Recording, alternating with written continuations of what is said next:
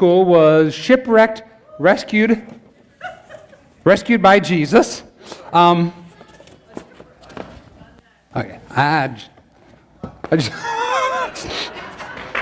there we go. Okay, we'll just put those things down there. Our first day on Sunday was, I'll say this first word, and you guys all say the Jesus rescues. When you are alone. Day number 2. We talked about this last week Sunday with Martha and the worry and Mary. When you worry, I don't know about any of you from last week, but I heard more comments last week from the teaching than I've heard in 31 years. So I thought about just redoing that one again this week. No? Man, I thought it did. Okay.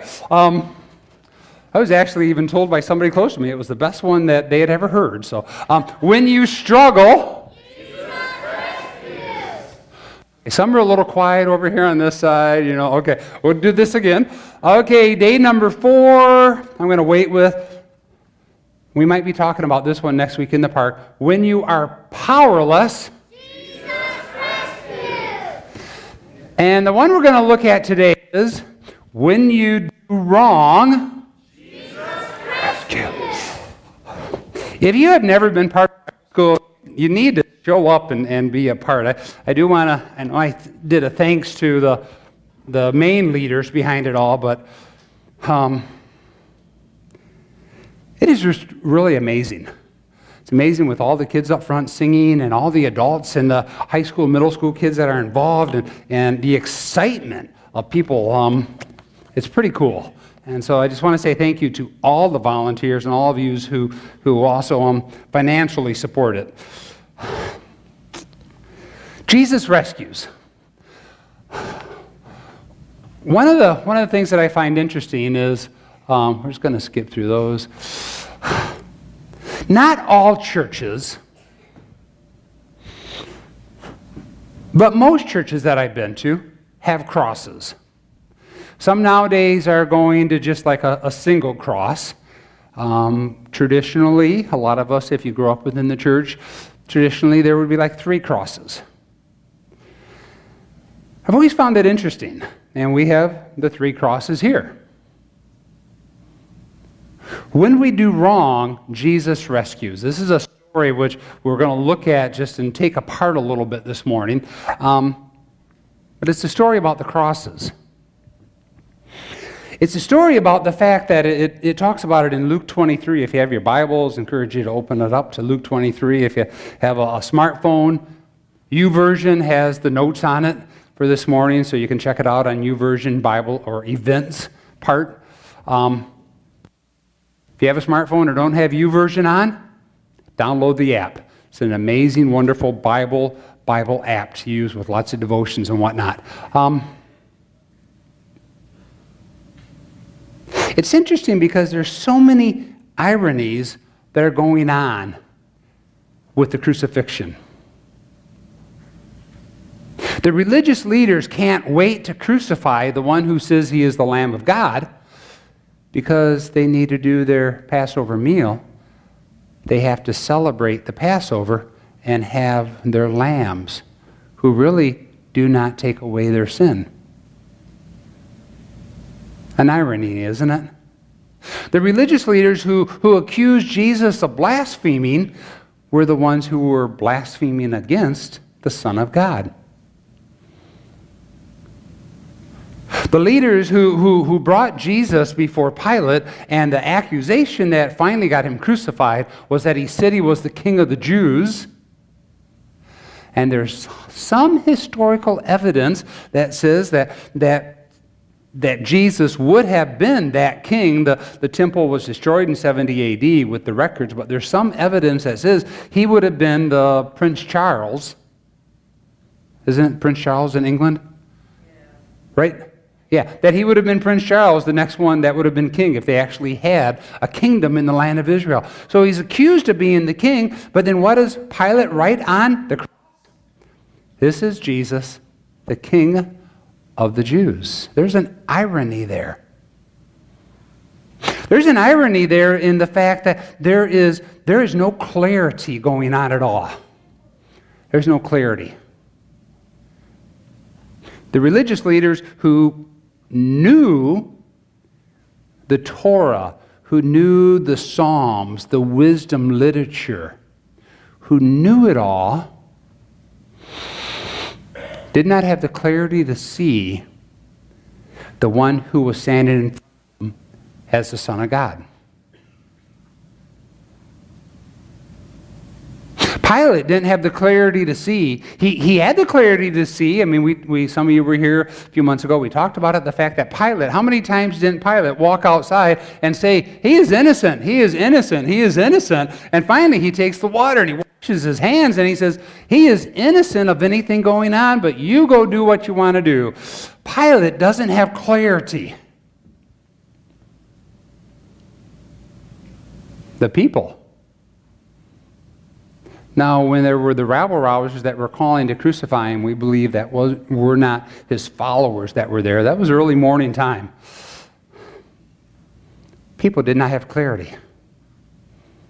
Even the disciples, you think about the disciples. You know, they do the Passover meal. They go out to the Garden of Gethsemane. They do the prayer time. The disciples fall asleep. Judas has gone on to betray Jesus. Comes back with the soldiers. The disciples, and some of the stories we had this week in Bible school were interesting because one of the stories was Peter cutting off the ear of the servant of the high priest. And it's like, I don't know how you did that story, Brian, but you had to do, you and Jason did the story. I mean, play with swords. It was awesome. You got to play with swords, yeah. But how do you teach little kid, 5, 6, 7-year-old kids about somebody getting their ear cut off?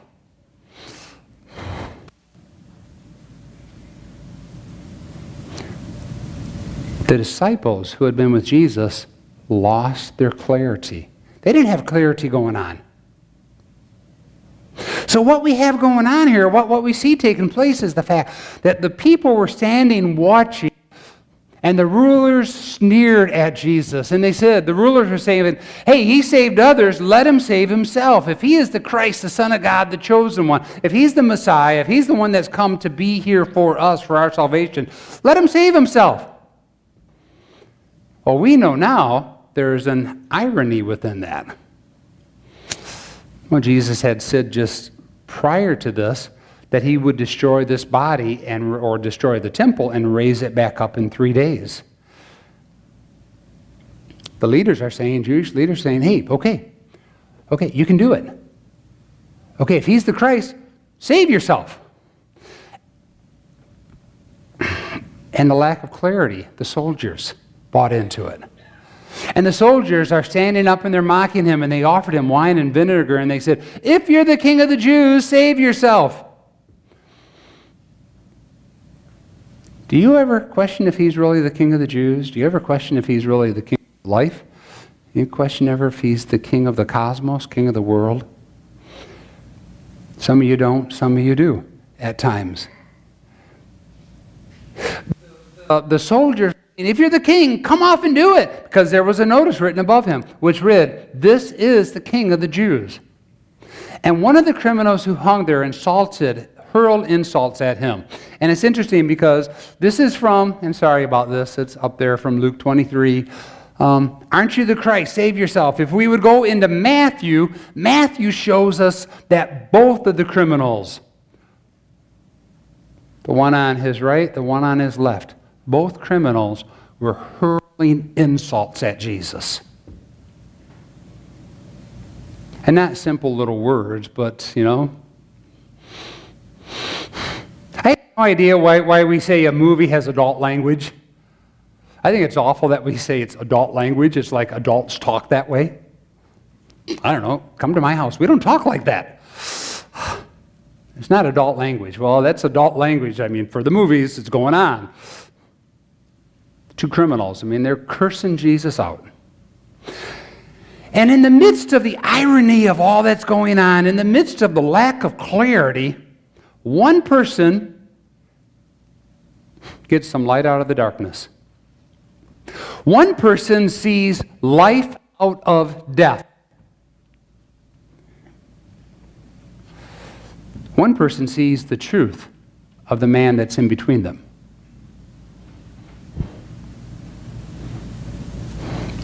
And he says, the other criminal rebukes his friend. Do not you fear God, since you are under the same sentence, meaning we're underneath the sentence of death.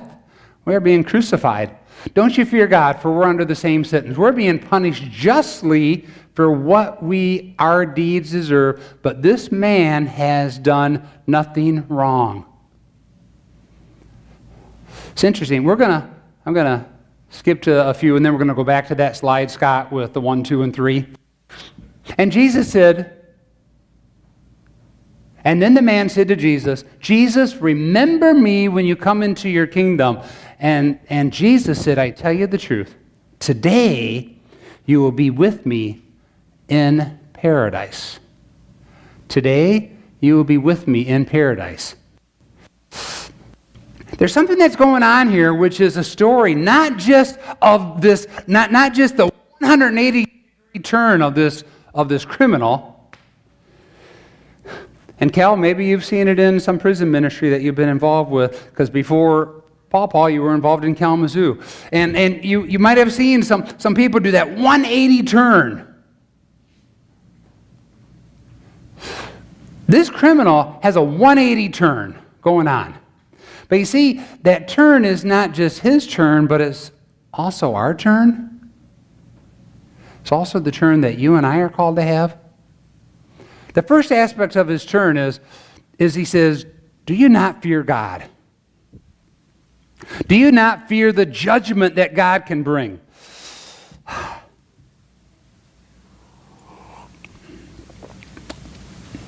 Some of you love the Old Testament passages. I know that you do because we've talked about it before. You love the passages that talk about the fear of the Lord at the beginning of wisdom, and you like that idea of fear. Some of you like the idea that within that idea there, it talks about fear of the Lord is also the love of the Lord. It's the respect. It's the idea of a young child and their parent, knowing their parent will discipline them if they do wrong, hopefully. That the parent will say, this is right and this is wrong. And you do what's wrong, there will be a discipline, not a punishment. My sidebar thing, I dislike it when parents say we're punishing our kids. We punish a criminal. We disciple our children. Notice, you see the difference there? We discipline to mold. The fear of God. This one criminal who has this change in his life, while he's hanging on the cross, we don't know if he was hurling insults for 3 hours, for 4 hours, 5 hours, or we don't know how long it was. But man, there is somewhere along the line, he's looking at this guy between him and his friend. And when Jesus says, Father, forgive them, for they don't know what they do. When he does his other words of the cross, this guy looks at Jesus, and there is a change in his heart. A fearing of God and the judgment that God is bringing in. And it's interesting because he says to his friend, don't you fear God? Don't you fear God? We are getting our just deserts. We are getting what we are owed.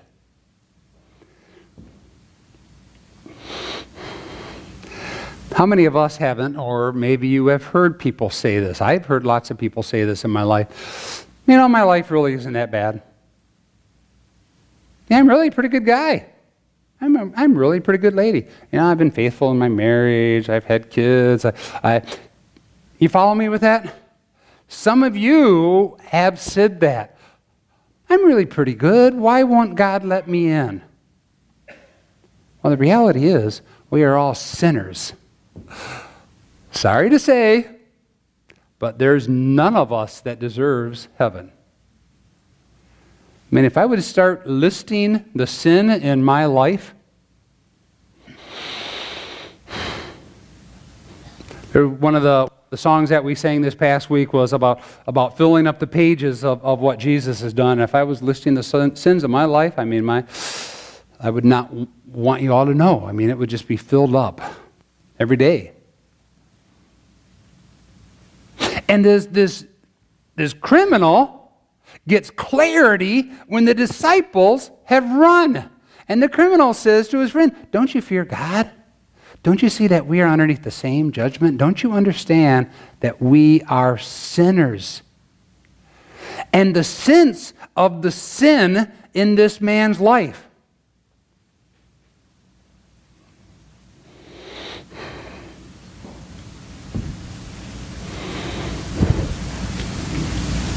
When I was a little kid, I never wanted to admit to my parents when I did something wrong. I know I've shared the story before. For some of you, it's a new one.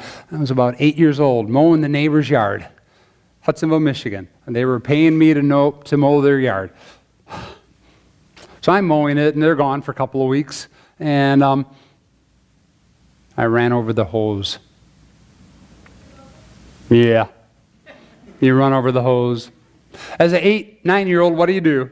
You run into the garage, you find some duct tape. Well, at that point in time, I don't think we had duct tape yet. It was like black electrical tape. Go out, roll it up, put the hose back. Oh, they'll never know. They'll just think that the man of the house, the dad of which I was friends with as a little kid, he'll just think he did it sometime and it's going to be all okay. Come back in the house. My old man is studying, and he, hey, Greg, what are you up to?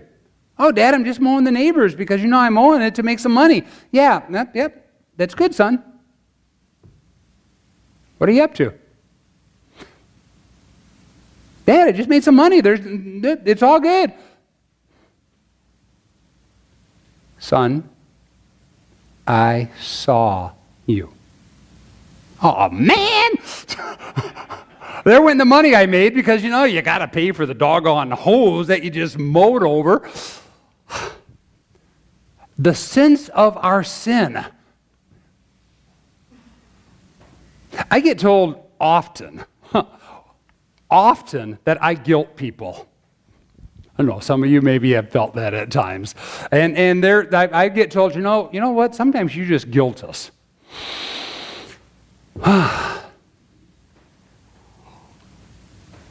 Sometimes I feel bad Sometimes, let me say this, and I know that some of you are going to walk out of here this morning and say, we really don't agree with you on that, and that's okay. But maybe you're feeling guilt then.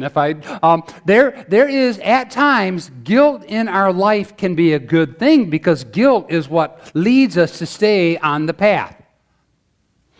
As I already said, some of the sin in my life that I think about, if I didn't think that I would be guilty about them and I went off and did that, what's going to happen? Guilt is what can help us lead us down that road. And when we don't feel guilt, we don't recognize our sin. You with me on that? I get some maybe. You understand? If we don't feel the guilt, if we don't feel the weight, if we don't understand that, the way I treated that, my thoughts in that situation, my attitude with that situation, how I treated that person business-wise, if we don't feel that guilt, we don't sense that depth of the sin of our life. And then we say, oh, we're pretty good, so God's going to love us anyway. I'm sorry. It ain't that way. For all have sinned and come short of the glory of God. And that is what this guy on the cross, the criminal on the cross, realizes. Then and there he says, don't you fear God? We're getting our just deserts. What we did, we're deserving what we're having done to us. But this man has done nothing wrong. I fear God. I understand that God will give judgment someday. I understand that the sin in my life breaks that relationship with God, with Jesus Christ. But friends, that is not the end of the story. Because if it was, it'd be a pretty sad story. That's not the end. The reality is, the man says to Jesus, Yahshua, which means God saves. Yahshua, Jesus. The man turns to Jesus and says, Jesus, remember me. Now the man is not saying to Jesus, hey, Jesus, get us off the cross. Hey, Jesus, I believe you're the Messiah, and I believe that you're the one that's going to set up the kingdom and get us off the cross right now and heal our wounds, because I know you just raised Lazarus like a few weeks ago from the dead, and I know you can do it here now. Do it right now. You do it, and I'll believe in you. He doesn't say that. He says, Jesus, save me. Remember me. Remember me when you come into your kingdom. And Jesus says, today, you will be with me in paradise. The belief in the Messiah, the belief that God saves, the belief that Jesus Christ, when we give our life to Him, that our life is changed. There's a 180 turn. And some of you might be sitting here this morning thinking, okay, this sounds good for, that really bad criminal, that really bad sinner, that person that stepped out of their marriage, the person that's been doing drugs, the person that's an alcoholic. No, this is for you and me. This is for me. In my everyday walk of life, there are the times that I am walking that I may not be fearing God. Because I think, oh, you know what? Me, I've served you, Lord, all these years. I'm a pretty good pastor. Oh, you're just going to give me like a head shake there, Mick? Yeah, thanks. I'll look over here. Forget you. Pretty good. Okay, so God, you're going to accept. You know what? Maybe I didn't really do something wrong. No, this story is my story. The story is your story. The sense and the reality that God calls us to a judgment. The knowledge that my sin breaks that relationship with Jesus Christ. The glorious knowledge that the belief in the Messiah, Jesus Christ, Yahshua, God saves, meaning God saves Joshua, God saves, cleanses me. I love that praise song. I listened to it this morning on the way to the base, like at 5:30. I forget the name of the song, but it's, you make all things glorious, you call all things glorious, and I am yours. So what does that make me? Glorious. Isn't that awesome? I am a sinner saved by grace. The criminal on the cross that did the 180 is a sinner saved by grace. But we need to recognize that sin. We need to recognize the fact we need the Lord Jesus Christ in our hearts.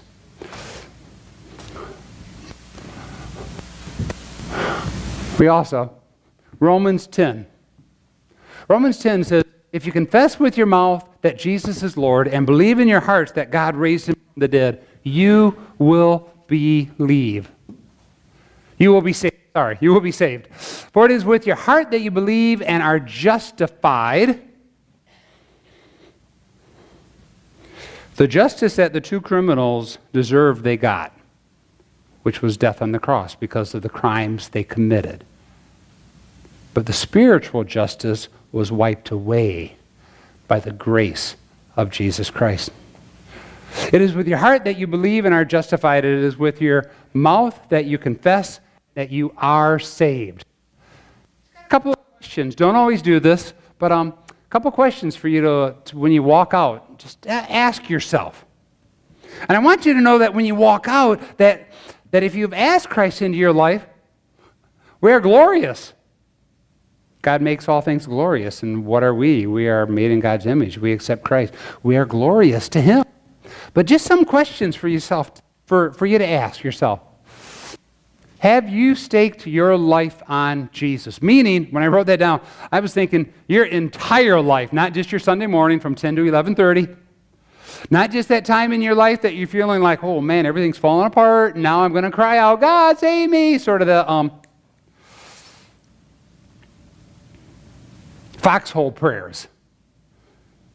You would have thought being in the military, you would have thought about that quicker, but the idea of foxhole prayers. Not that, not shaking your life just then, but every day are you saying, Lord, I'm a sinner saved by grace.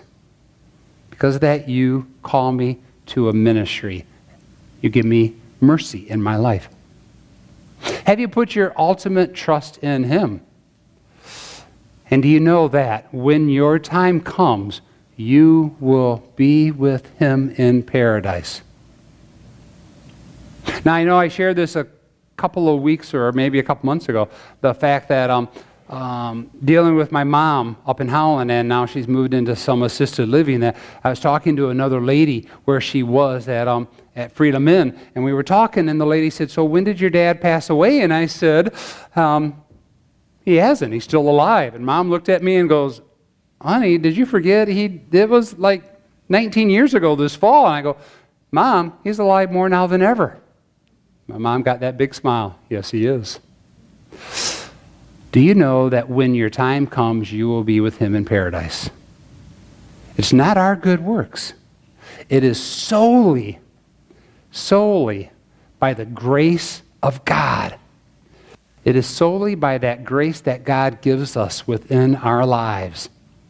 There's an old song which can tug at our heartstrings, which is so true within our life. It's called Amazing Grace. Amazing grace, how sweet the sound that saved a wretch like me. I once was lost, but now am found. Was blind, but now I see. 'Twas grace that taught my heart to fear, and grace my fears relieved. How precious did that grace appear, the hour I first believed. You may stand. Through many dangers, toils, and snares, I have already come. His grace hath brought me safe thus far, and grace will lead me home. The psalmist says to us in Psalm 25,